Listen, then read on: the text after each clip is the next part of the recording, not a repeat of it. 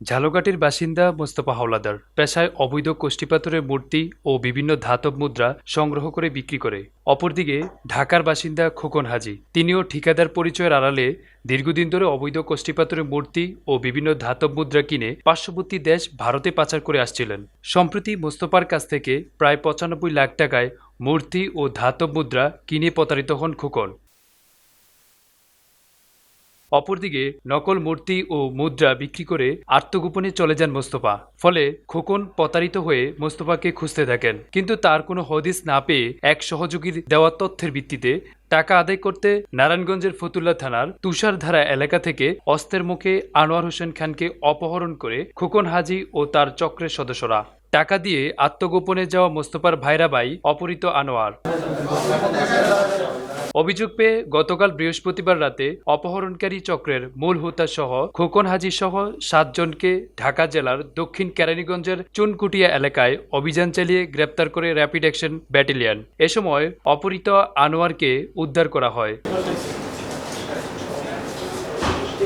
র্যাবের হাতে গ্রেপ্তারকৃতরা হলেন মুক্তিপণ আদায়কারী চক্রের মূল হোতা হাজি ওয়াজিউল্লাহ খোকন, মোহাম্মদ আরিফ হোসেন, সাইফুদ্দিন আহমেদ মিলন, সিরাতুল মুস্তাকিম, মোহাম্মদ রুহুল আমিন, মোহাম্মদ জাকির হোসেন ও মোহাম্মদ স্বাধীন। এ সময় তাদের কাছ থেকে রিভলভার, ৮ রাউন্ড গুলি ও শটগান উদ্ধার করা হয়।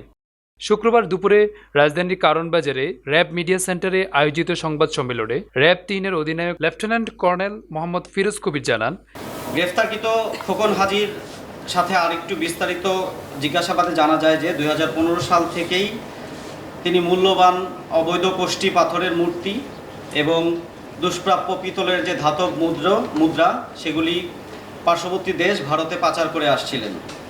তার এই দুষ্কর্মের সহযোগী হিসেবে জনৈক ভারতের নাগরিক মিলন চক্রবর্তী নামে একজনের ব্যাপারে তিনি তথ্য দেন।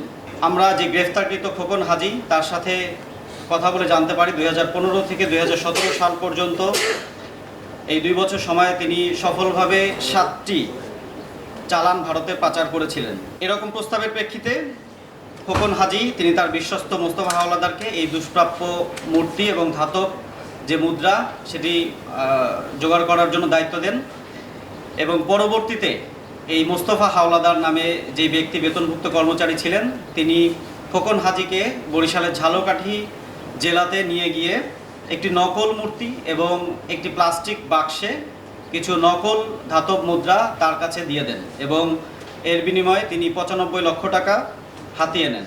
এই খোকন হাজি তিনি একজন মূলত ঠিকাদার। রাজধানীর মতিঝিল এলাকাতে তার ঠিকাদারি প্রতিষ্ঠান রয়েছে। মূলত এই ব্যবসার পেছনে তিনি অবৈধ কোষ্ঠীপাথরের মূর্তি এবং দুষ্প্রাপ্য যে ধাতব মুদ্রা এগুলির ব্যবসা পরিচালনা করে আসছিলেন। আরাফাত হোসেন, নিউজ না 24, ঢাকা।